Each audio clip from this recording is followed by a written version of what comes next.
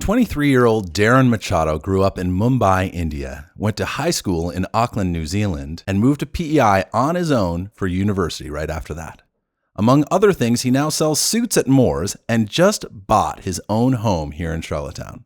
We had a wide-ranging conversation, and if you want an inspiring story about a positive person finding his way and building a sense of community in a new place as he starts out his journey in real estate, look no further than Darren Machado. If you want to talk real estate with me or check out show notes, visit chattelfixtures.com. If you want to be more informed about real estate on PEI, subscribe to Chattel Fixtures PEI Real Estate Podcast on YouTube or your favorite podcast player. Let's get started. Darren Machado is a 23-year-old Bachelor of Business Administration graduate with a specialization in finance from the University of Prince Edward Island.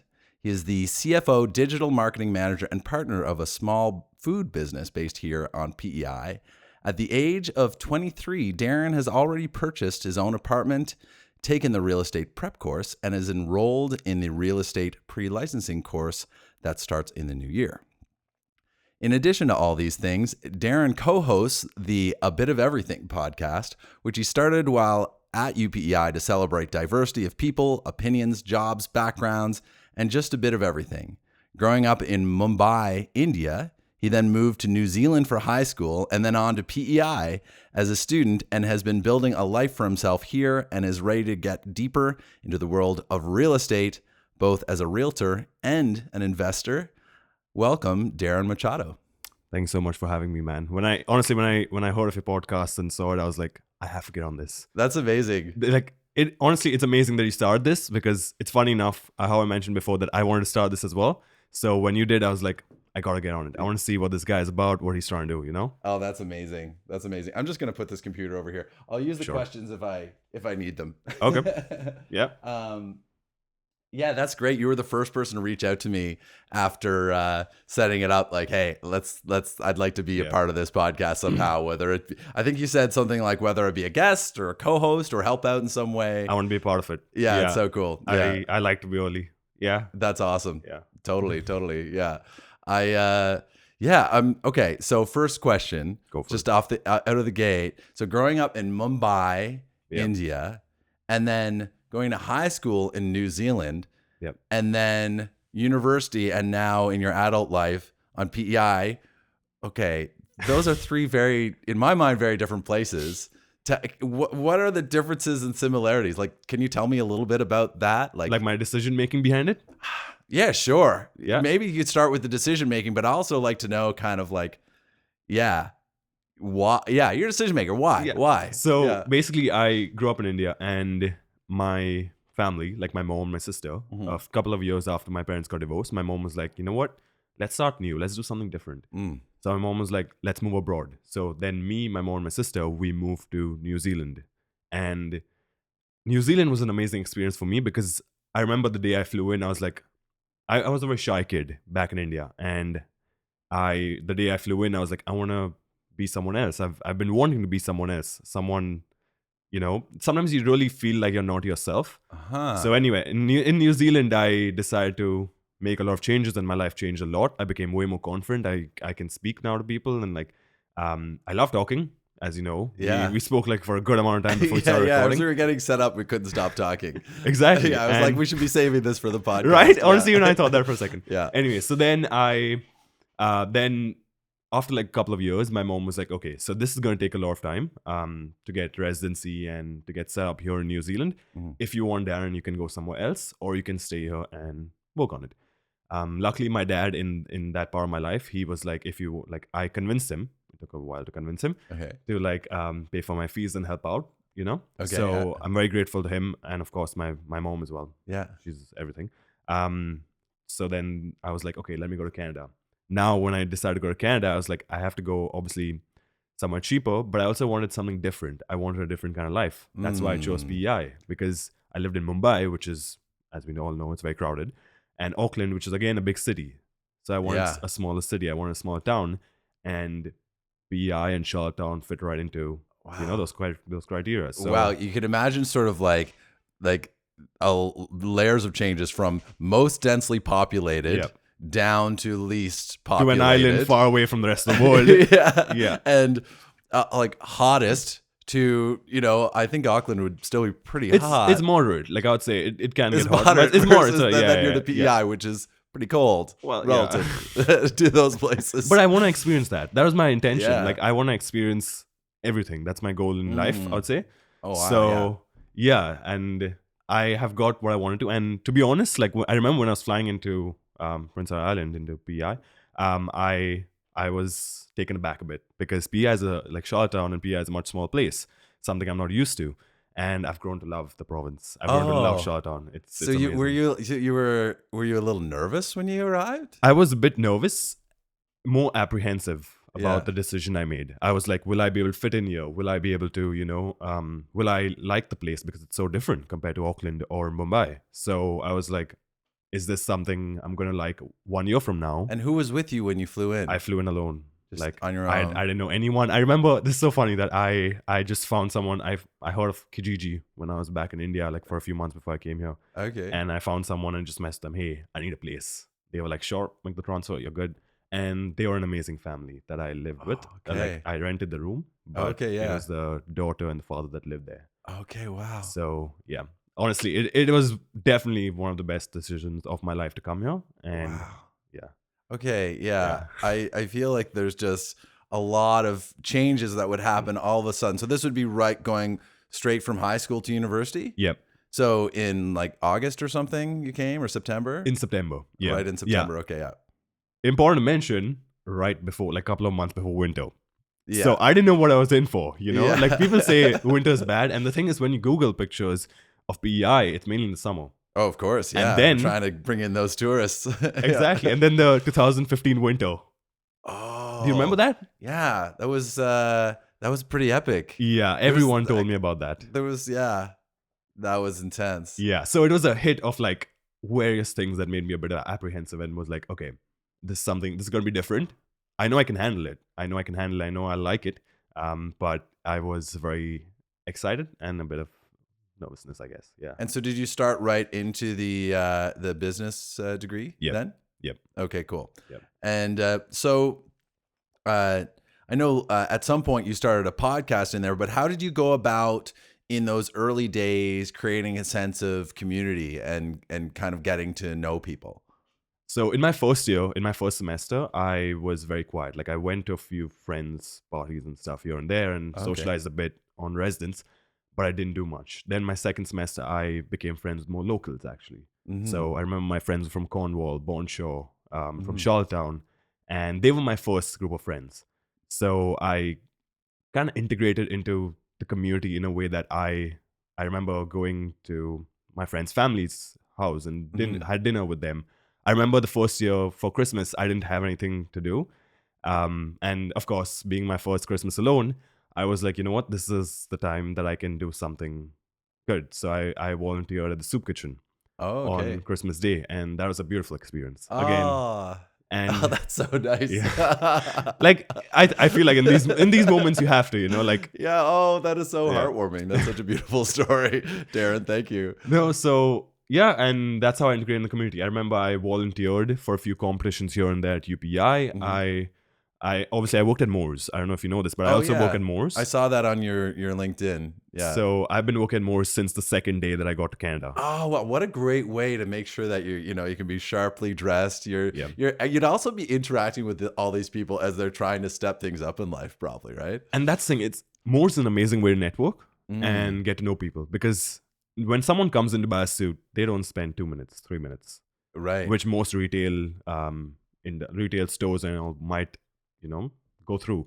Moore's, you gotta stay at least 15-20 minutes if you're buying a suit or you're buying a shirt, because of measure you have to do several things. And do they fit the suit? Like I haven't bought a suit from Moore's in ages. I did. You can once definitely years ago. come. You might get a discount. Oh, nice! You can hook me podcast up. discount. Yeah. All right. Nice.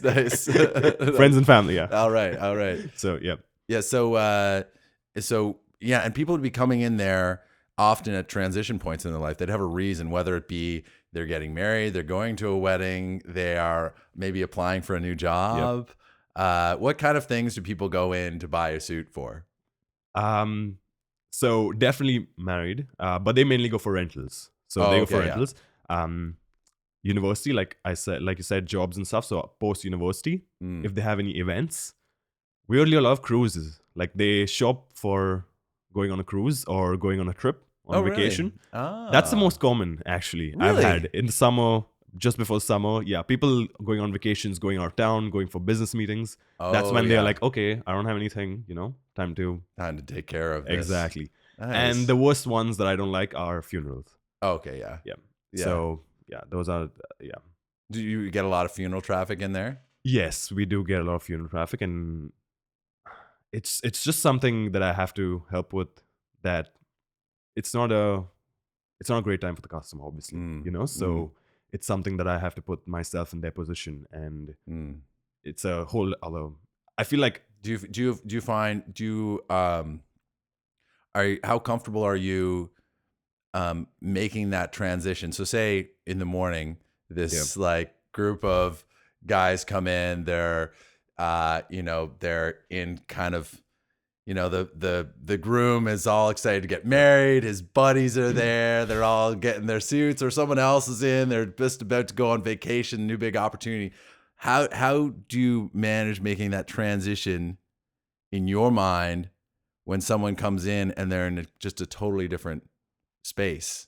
I think in general, when you're selling or when you're in that position, you put yourself in their shoes in a way that if they're getting married, you want to be excited for them. You want to share that emotion. You want to make them excited because it's something beautiful. They're getting married. It's something, you might do it once in a lifetime, or, So when a person who's coming to shop for a funeral, you have to show empathy. You have to show, hey, because obviously we all have experienced someone has died in our life, and, we have all experienced that.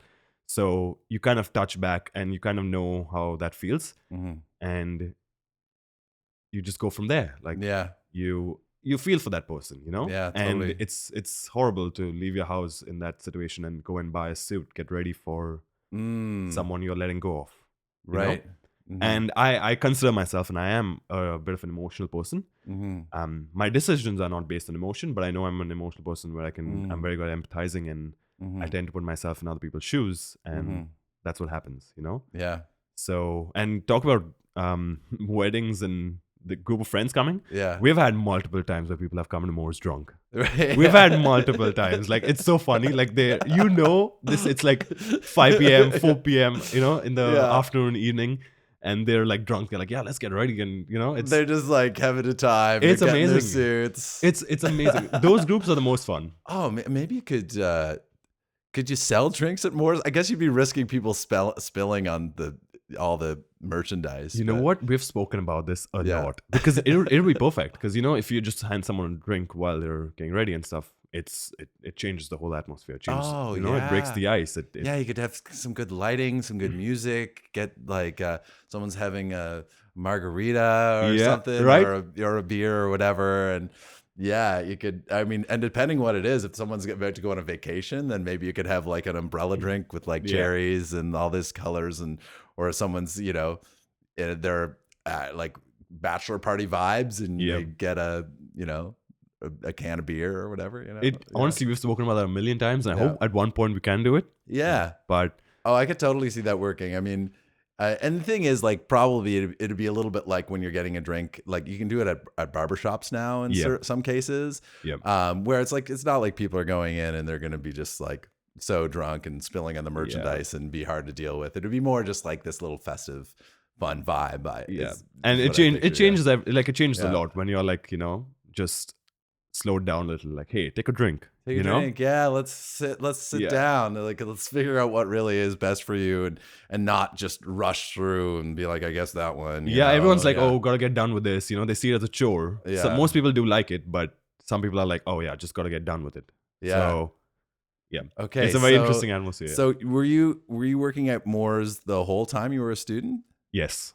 Oh wow. Yeah. From your first year. From my second day till I took a break a few months ago because I had a full-time job and the business and the podcast, and I'm currently in the process of joining another business. So I took a break of like 5 to 6 months. Okay. But then I joined back again because I was like, you know what? I'm not doing anything Sundays. I usually I work 7 days a week, and I like it that way. So I was not doing anything Sunday. So I was like, might as well go back to Moore's. Plus starting real estate, and I can get to know more people and meet more people out there. It's a great way, Yeah. And Moore's is actually, I'm going to say this out there for everyone. It's a very nice environment to work in. Oh, nice. Yeah, like people, there's no drama. There's no like, everyone's on board and understand and very understanding. Yeah. Wow. Oh, Yeah. that's cool. Yeah. That's Shout out to awesome. Moore's. Big shout out to Shout out to Moore's. Moore's. Hey, I wouldn't be surprised this gets Yeah. Moore's a little bit of extra traffic, especially you're in on Sundays. Yeah, I'm on Sunday. So Hey. definitely, yeah. Come in on Sundays and Anyone you get wants. the treatment. I love my job at Moore's. Oh, that's so nice. Yep, That's awesome. do. So, okay, a bit of a change of well, not really. So we're kind of going through this. So you have this job at Moore's. Yep. You're a student. You start a podcast. And we're just gonna skip ahead a little bit here. So you bought an apartment. When did you buy your apartment? 4 months ago. Oh, so this is very recent. Very recent. Yeah, I mean, at 23, most of my friends who are 23 haven't purchased any real estate. Like this must have you must have been planning this for a while. Like, what can you tell me a little bit about? Maybe not specifically planning buying that, but you must have thought you wanted to buy something. I've always wanted to get into real estate as an investor. Mm-hmm. Actually, getting into real estate as a real estate agent came later. I wanted to always be a real estate, like an investor, and buy multiple properties. Mm-hmm. Actually, funny enough, it started from the game Monopoly. Oh, really? I loved the game Monopoly as a kid. I still totally. play it. Yeah. And that's when I was like, I want to do this in real life. And in Monopoly, I mean, the name of the game is to buy as much as you can. Exactly. So if you can be buying a Monopoly, you're winning. Yeah. Yeah, and if you're landing on things that don't allow you to buy, then you're just wasting time while the other people are buying. And I think there is there's obviously, there's maybe more risk involved in the real world and that kind of thing. And there's a lot of, it's much more complicated, but yeah, it really is this situation where, I mean, if you get real about the way things work, Yep.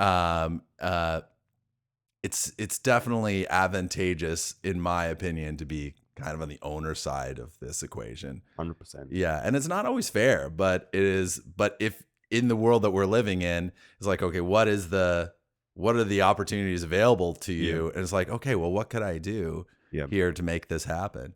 So, so you wanted to do this for a while, Yep. inspired by Monopoly. Inspired by Monopoly. Were you playing Monopoly in Mumbai? I was playing Monopoly since I was 5, my guy. You were 5? Like, since I was 5, or I don't remember the first time I played it. So Do you play any other board games? I do like a lot of board games. What board games are you into? We used to, okay, this is very funny, but we used to play a lot of word games as a child. Like okay, like Scrabble type thing? Scrabble and like making words out of like it. We had 10 different word games. My mom is an English teacher. So that's what she Oh. kind of brought into our family in a way that she was like, okay, Sunday afternoon, you guys want to play something together. And obviously you want to spend time with the family. Right. So we ended up playing a lot of word games. So your mom was an English teacher in Mumbai. Yes. Oh wow. Okay, that's advantageous going to English speaking countries. Yeah, and the thing is, okay, so a lot of people ask me this question as well. I grew up speaking English because my family's Catholic. So in okay. India, Catholics speak English as their first language. Okay. So I grew up speaking English. I went to a private school back in India. So Okay. there again, we spoke more English. Okay. So Pardon my ignorance. I've never been. I don't know. I know so little about India. I don't. No. Yeah. It's not something like I know. It's completely normal because like the Catholic community in India is a very small percentage, less than 1%. Okay. So that's why how like it's very hard to know like how how it works and stuff like that. Yeah. Yeah, So totally. I go, yeah. But that's how my So you had mom- all these word games. Yeah, word games. Okay. So what? Okay. So do you still play like board games and stuff, or? Yes, I do play board games. I love Monopoly. You know what the funny thing is with my friends, I'm always like, hey guys, let's play Monopoly. And then at some point we're all like, okay, Monopoly takes time, blah blah. And then like the idea gets shut down. Yeah. But I love Monopoly. Okay. So I Yeah. have. I am into board games. Okay. And this was maybe 4 or 5 years ago, I made it a priority to me and some buds every week hang out and play board games. And it kind of fell off the rails with, in early 2020, there were some interruptions to that. And we still haven't gotten kind of a regular thing going since then. Yeah. We still do it. but is a little more occasional. But I kind of went fairly deep down the board game rabbit hole. Have you played Catan before? Yes, I played Catan like once or twice. Okay. So Catan's really cool. Yeah. Yeah, Catan's cool. Oh, what else do you play? What? I'll show you my favorite game. Go for it. Go for it. This is Pandemic. Have you played this game before? Kind of ironic. Kind of. I know. You're keeping weird. up with the times. I started playing it before the No actual way. Pandemic came. People are like, oh my God. But this game, it's a collaborative game. And I mean, I feel like they're a sponsor or something. They're definitely not. But it's a collaborative game. Yep. And you're all working together to try to ward off the infections and to cure the diseases. Yep. Once you've cured the diseases, you win the game if you do it before you have too many outbreaks. Or before you run out of cards or other resources. And it's really about working together with your teammates, with the other people playing the game, to try to decide on the most efficient moves you can make. So each player on their turn, they have 4 actions. And there's a lot of different things you can do with those actions. Yep. And you work together and someone will be like, oh, if you went over here, you could get closer to a research station. Oh, but if we go over here, we could trade that resource, which would allow us to do that.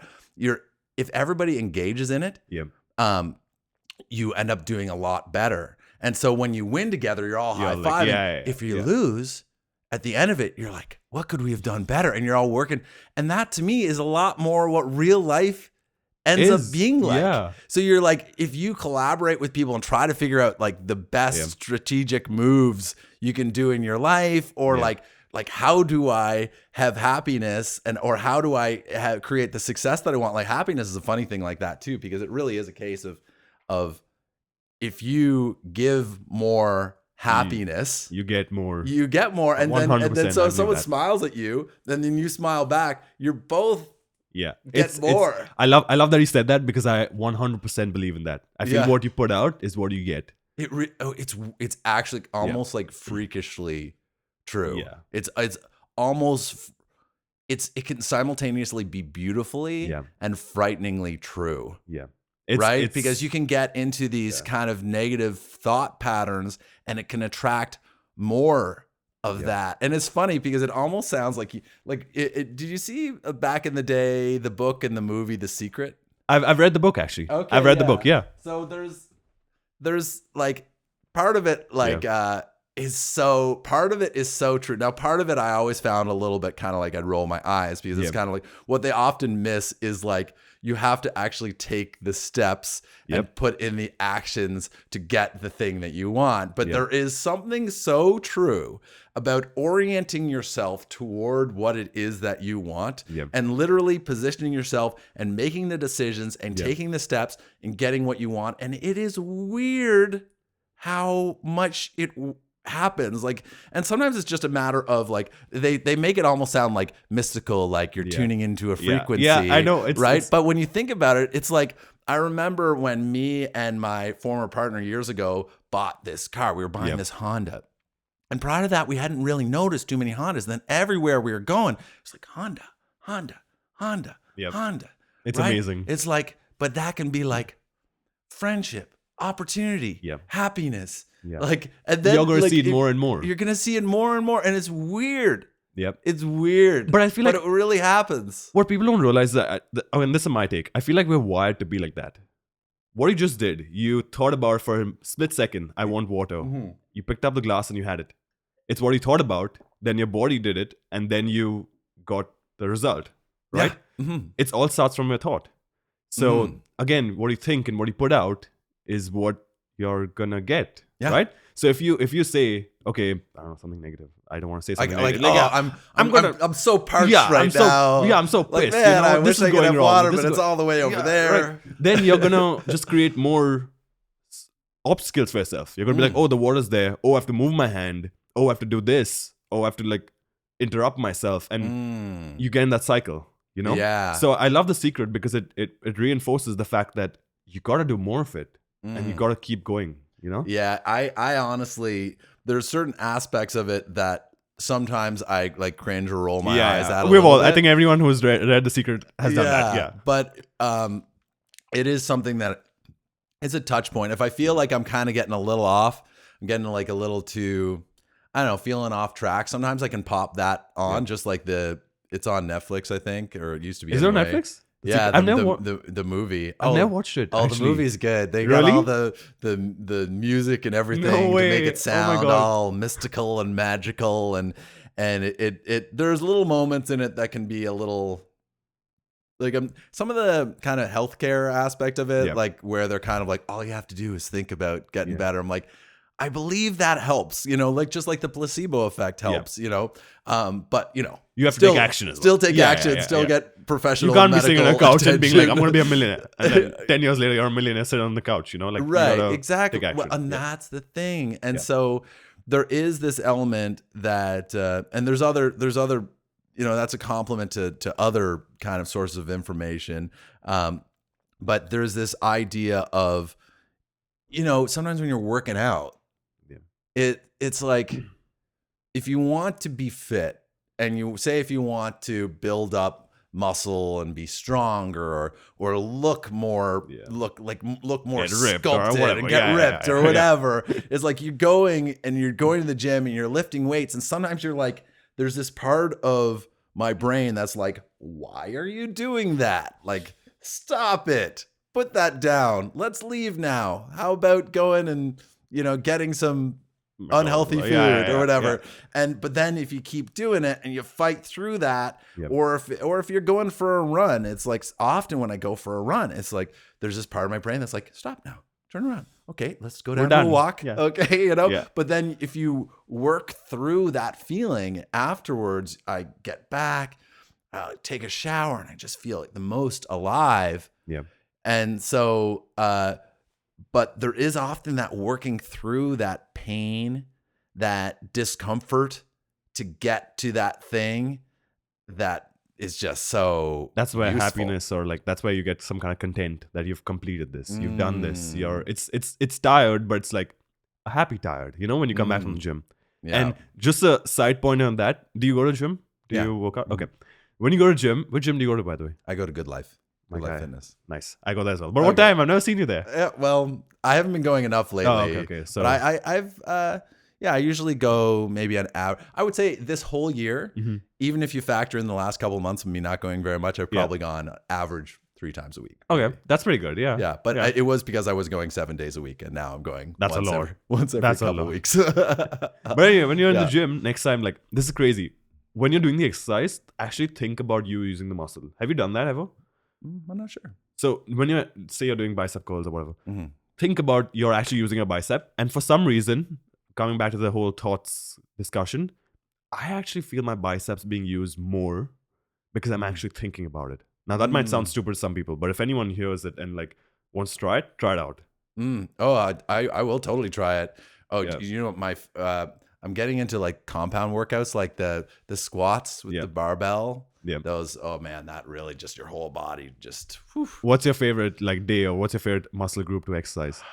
You know what? Honestly, I have a lot of discomfort with it, but I feel like I get so much out of pull-ups, and it's kind of like the back and that kind of thing. Yeah. But just doing like, I think like the ultimate like, the kind of thing where I'm just kind of like, if I just want to get a result of say looking good or something, it'd be like bench presses. Yeah. It gives you a different dumbbell pump. presses. It gives you a different pump. I know what you mean. Yeah. How about you? For me, I actually like legs. I love squats. Not when I start, but when I'm in the middle of squats and after. When I start, I'm like mentally I'm a bit like squats. Like do you get very deep in your squat?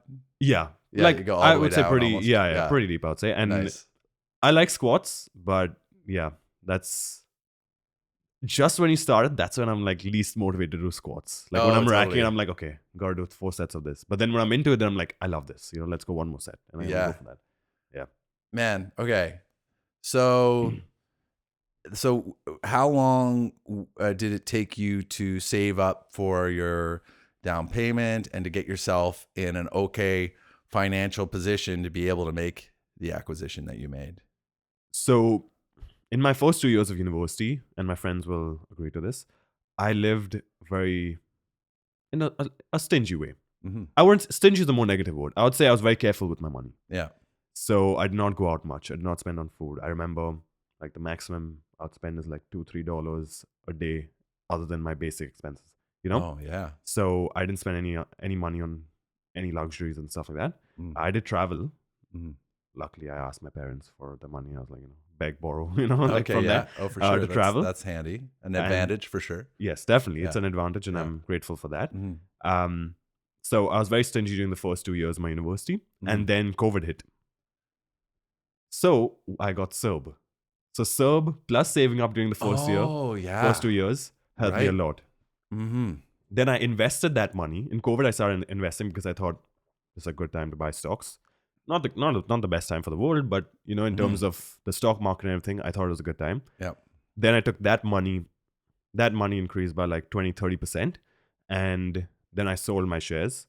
I sold most of my stocks, and then I used that money towards a down payment, as well as my sister helped me out with the down payment as well. I told her I'll give her a certain percentage. Okay. And yeah, so it's kind of both of us, like both the houses for both of us, but it's a verbal agreement, and yeah, so it's. But you were able to get the mortgage on your own for it? Mortgage, and then I got a job. I got a job that was paying well, so I could get a mortgage, and everything went really smoothly. Actually. Oh, that's amazing. Yeah. That's so great. Congratulations on getting that whole thing dialed in. It's really easy to go down the just a lot of things that you can spend money on are just so enjoyable to spend money on. Like that's like, it's like Amazon is just like, ooh, oh man. Or there's just a lot of things that I like. Restaurants, you just take a drive down and you're like, you know what? I've not had this in a while. Yeah. Oh, totally. Or you're like, I'm hungry. I'm just driving. Might as well just drive through somewhere or something. Oh, totally. And that's the sort of thing where if you choose to, I had quite a few years, prior to me when I was kind of building up a real estate portfolio of being very frugal. Yeah. And there'd be times where there'd be people that would say, oh man, you got to live a little. And probably they were right in certain ways. But that doesn't always mean, you have to spend that much more money. I think living a little is often really just like having fun with friends. Like having just really awesome, genuine, fun interactions. And the thing about alcohol too, which is you don't need, is one of the things I learned because I've had some stretches of not having any alcohol for a while just to see what it was like. I did like a 9-month stretch one time. That's amazing. Alcohol. Yeah, it was good. 9 months is yeah. And it wasn't. I didn't find it that hard. Fortunately, fortunately, just in the way things have played out for me, that wasn't that hard to do. But the hardest part was early on, if I'd be like going to a party or socializing or hanging out with people, when I was used to having that drink in my hand, and then I'd almost feel self-conscious having an empty hand. It was weird. Yeah. But then after a few times going to some social events and not drinking, your body no longer has that. It would no longer have that instinct that I need to have it, and I could replace that with like sparkling water or something like that. But and then you'd realize, oh, I can have just as much fun. Oh, and I'm really sharp. And like, so even if I was playing board games with my friends, and if they were having some, you were like better than the rest of them while they were. Oh yeah, you could just dominate. You could just absolutely dominate. Have a drunk audience, and that's it. Yeah. And it was really funny because then you can start being like, oh, that's probably not just to the board game realm. There's a lot of board game lessons for life. Oh man, yeah, so you learn a lot. Honestly, like I feel like these games are very underrated. Oh yeah, if you just take the lessons out of them and apply to life, there's a lot to learn out of these small things. So you've played Catan a couple times. Yes. And when you have more than 7 cards in your hand and you roll a 7? Yeah. And you have to discard half your cards? Yeah. And it's sometimes you just didn't have the opportunity to spend those cards and you just lost them. And sometimes there's like nothing you can do about it. Yeah. And the first time or two you play Catan, or the first time or two I played, it's just like a 7. It's like pain. Yep. But then you start realizing that's life. Sometimes you roll a 7. Yeah, it's very true. Like, but what's important, what you're not mentioning here, is your perspective. Before your perspective was, oh my god, I lost 7. Like what's the point? This is horrible. But now you're like, it happens. You know what?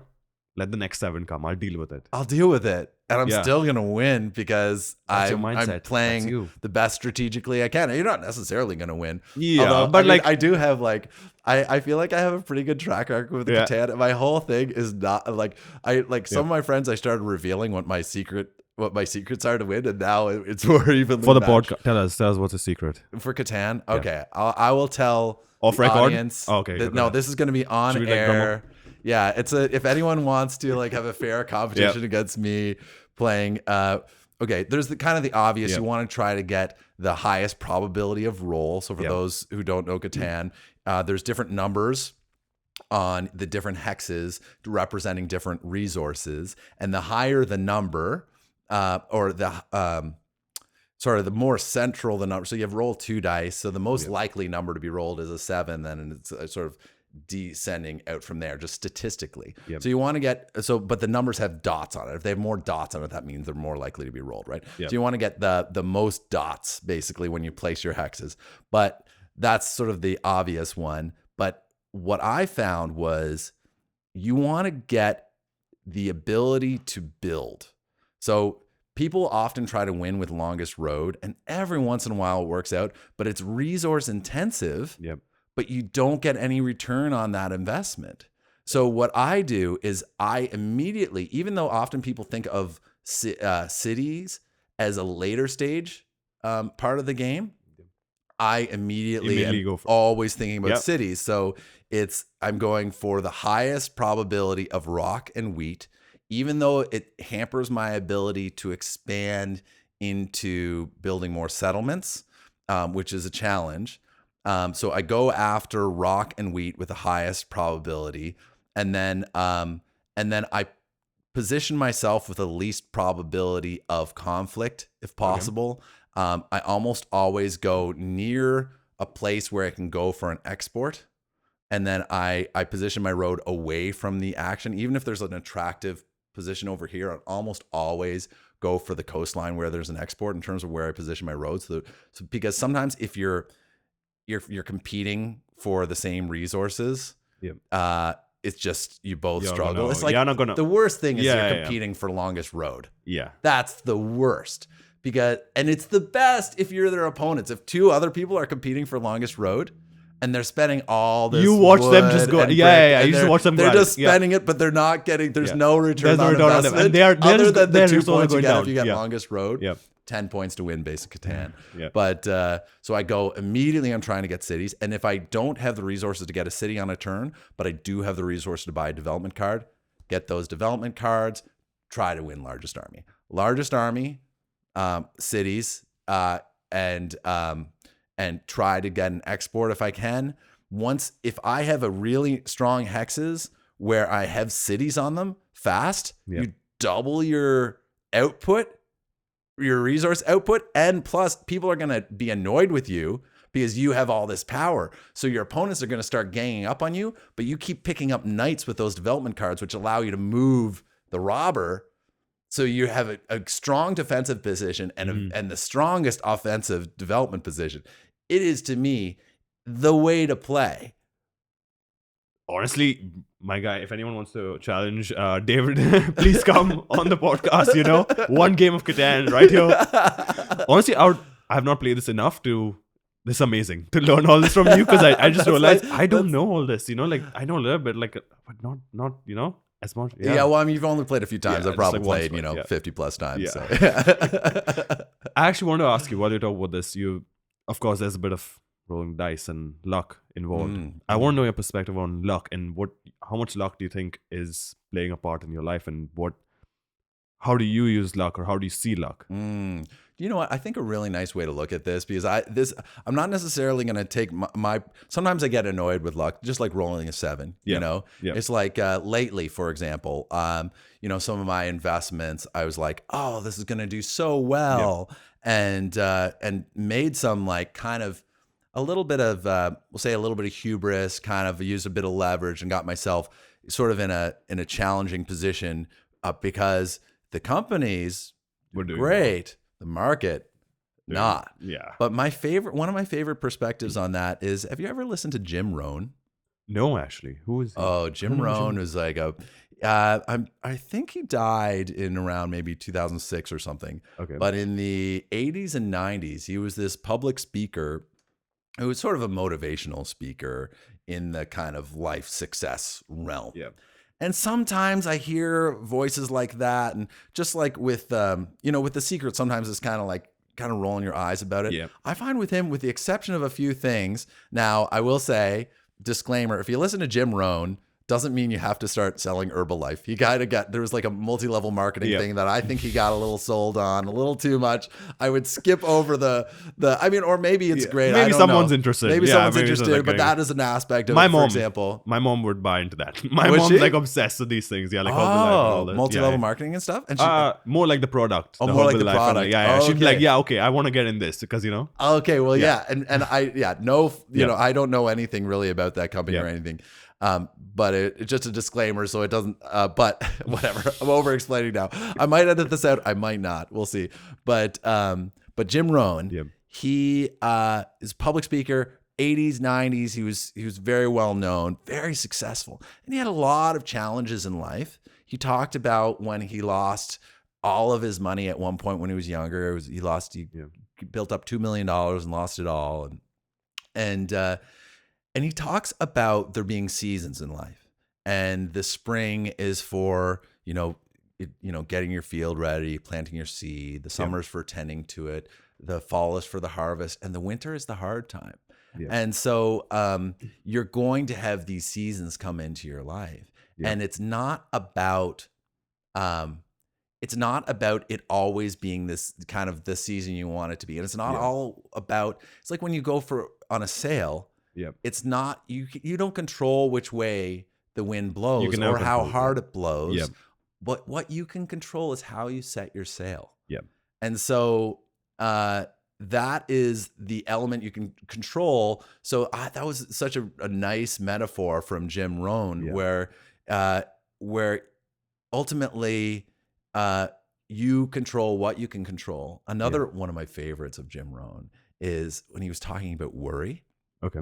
And he was talking about worry being very useful, and in that it can kind of be like the starter on a car. You're feeling worried, so you get going, right? But then if your starter's overrunning, and if it's preventing the car from operating, it's gonna. Then that is not good. Yeah. That is a malfunctioning. The more you worry, that's when starter. It's gonna. So a little bit of worry to kind of get you going. Hey, that's okay. Yeah. But you can notice when your worry is starting to hamper your ability to perform. And that is when you want to realize, oh, wait, this worry is no longer serving me. I think the same thing can be said for, regret or for, it's like, oh, from this regret, you know what? There was this thing. I wish I had taken a different course of action at that time. And maybe that can be a source of fuel for me to have better decisions in the future. But if instead it is causing you to kind of step out of the light and not give the world your best gifts, then at that point it is dragging you down. And there is that balance of these things. And I really like that. I really like, honestly, I'm going to check out Jim Rohn when I go home today. Oh, definitely. This is very cool. And I like that he kind of stays real with it. He doesn't say, oh, just don't worry. Worry bad. The world is not sunshine and roses. I like that. And he talks about the winter, and how it can be hard. And winter is a time to prepare for the spring. Yeah. And often when it is the winter, you're not really that close to a harvest. Yeah, that's true. And so you see it seeming so far off in the distance, and you're frustrated, and maybe for so many people, like so much debt, maybe a job that they're not happy with, maybe the life isn't serving them well, maybe they've got relationship isn't kind of where they want to be. And when you're in that position where there's all these things, maybe there's addiction, maybe there's pain and trauma and suffering that you're experiencing, or maybe there's even health issues, right? So, and that is the hardest in a lot of ways. And I think sometimes actually when you transcend to that next level of awareness when you're dealing with, the funeral, you're dealing with real hardship in people's lives. Sometimes that helps you bring perspective to the things that you were worried about and say, okay, maybe I can manage this. Maybe I am still standing. It's like when you're feeling old, it's like, okay, no, reminder, I'm the youngest I will ever be. But that's a very good saying. I like that. No matter what age you are, you're the youngest you'll ever be. Yeah. Yeah. Yeah, that's true. Yeah. You're a minute before death. Love that. You know, that is the minute that you have left. And you can choose what to do with it. And maybe you can, maybe you can't. Maybe there's some kind of cognitive thing you got going on that it can't. I mean, let's be real, right? But so there is that realness that I like, where it's like, oh yeah, no, sometimes worry's good. Yeah. Sometimes even insecurity. It's sometimes 100%. feeling insecure about something is like, oh, if it is kind of like maybe there's something that I'm doing that is wrong or misrepresenting or not living to my potential.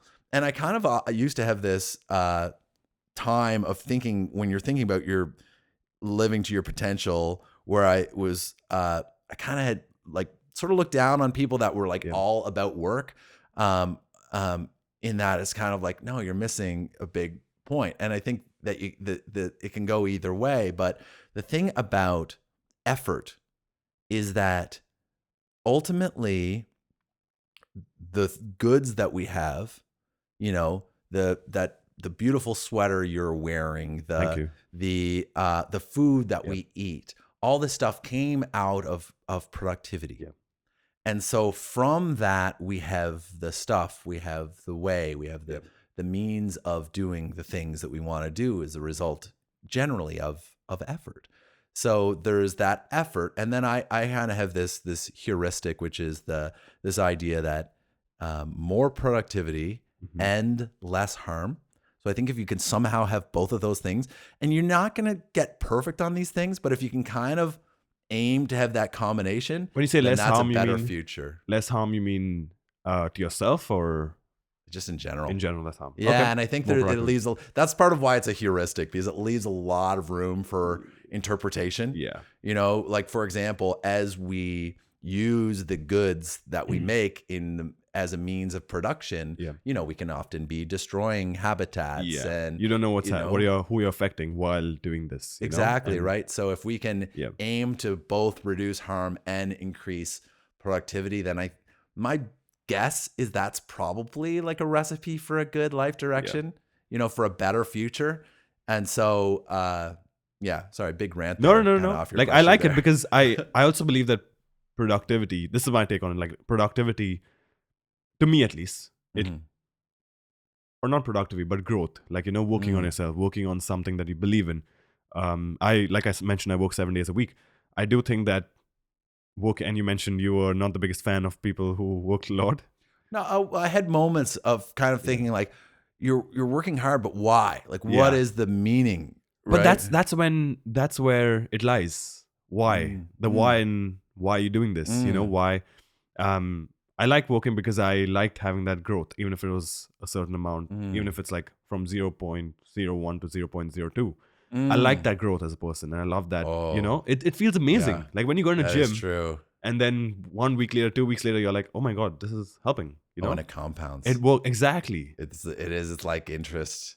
That's why when people go to the gym for a week, they're like, oh yeah, I don't like it, I'm sick of it. But if you keep going, and then you're like, you see that improvement, you see that compounding, you see that growth, it makes you happy. It gives a sense of, I did this. Yeah. It's true. Yeah. And I feel like that helps a lot in terms of your mental health, in terms of your day-to-day life, in terms of your relationships as well, I think. Oh, definitely.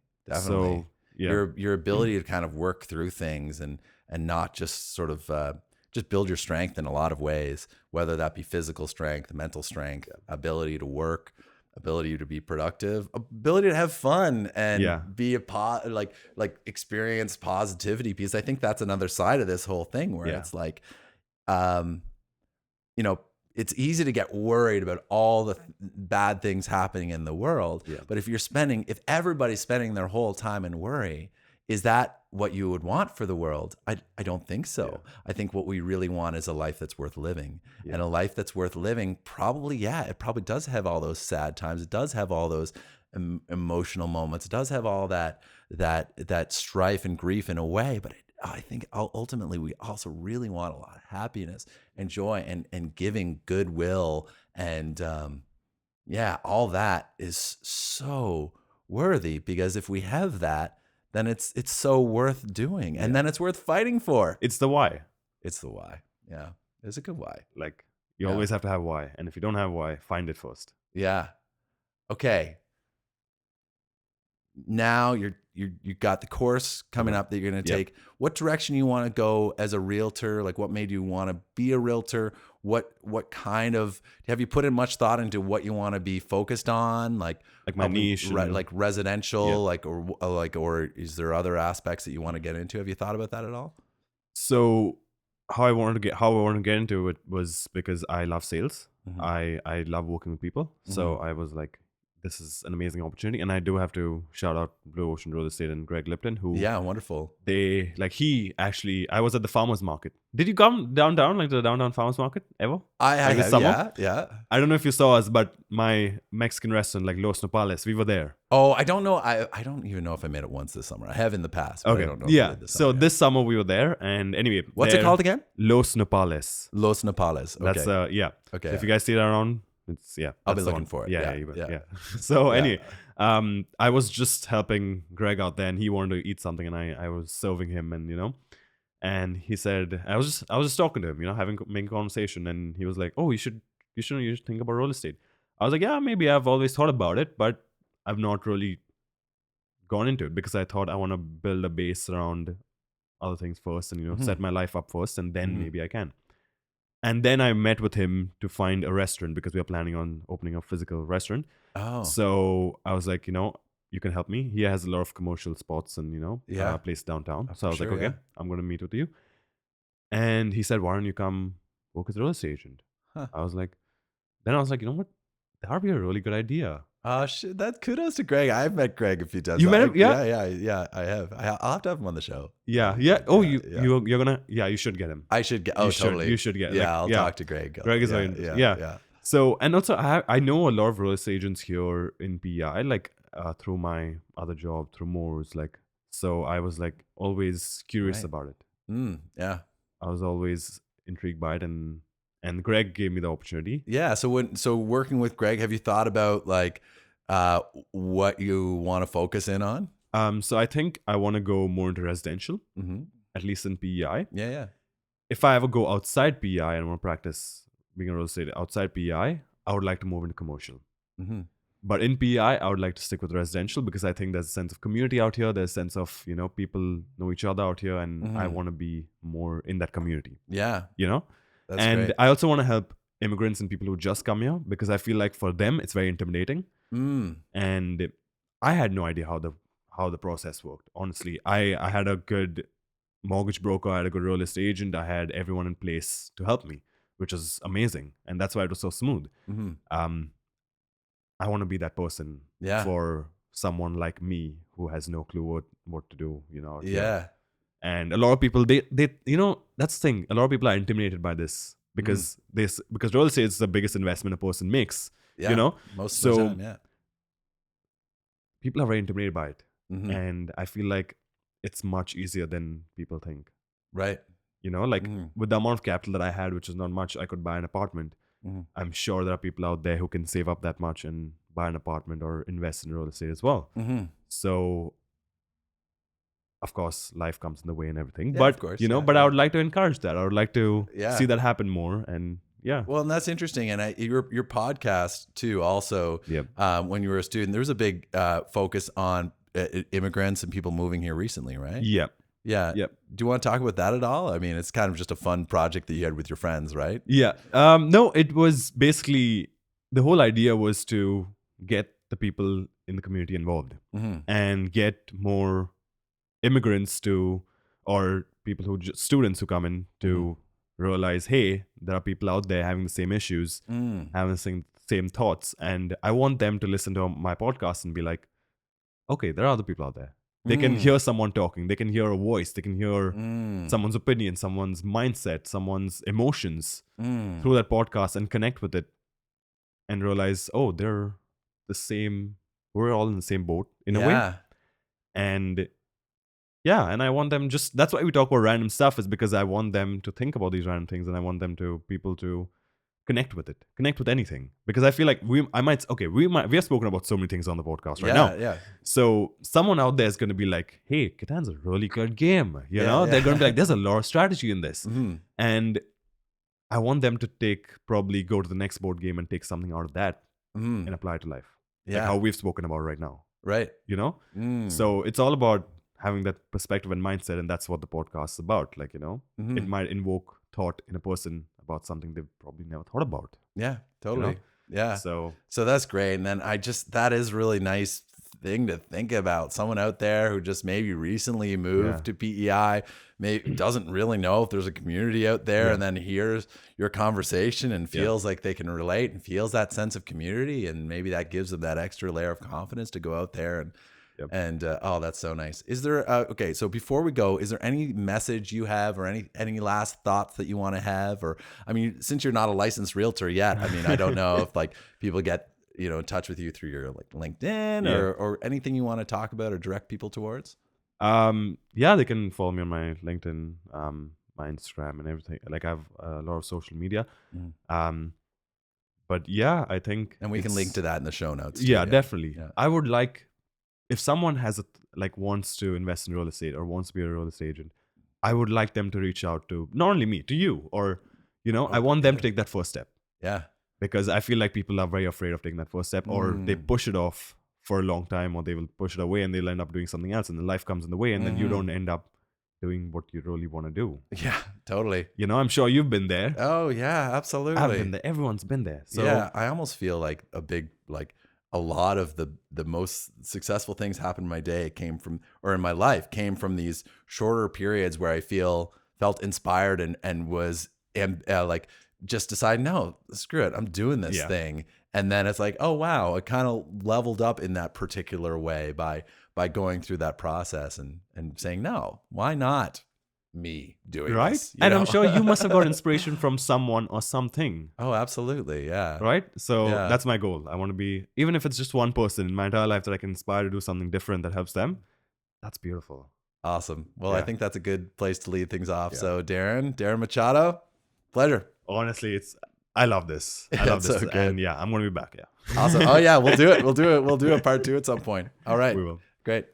Thank you for listening to Chattel Fixtures PEI Real Estate Podcast. I'm your host, David Cyrus MacDonald. If you want to reach out to me for any reason, please visit chattelfixtures.com to find my contact information, show notes, etc. We're currently looking for diverse and interesting guests. If you would like to have a conversation with me, or if there is anyone you would like to hear me speak with, or have an idea for the show, let me know. Get in touch through the website or tweet at me at Chattel Fixtures. We're currently seeking out relevant sponsors with solid reputations, serving customers, particularly in some way related to the PEI real estate market. If that sounds like you, get in touch with me if you want to support great, positive conversations about real estate happening right here in PEI. Visit chattelfixtures.com to learn more. Be sure to subscribe to Chattel Fixtures PEI Real Estate Podcast, and see you in the next episode.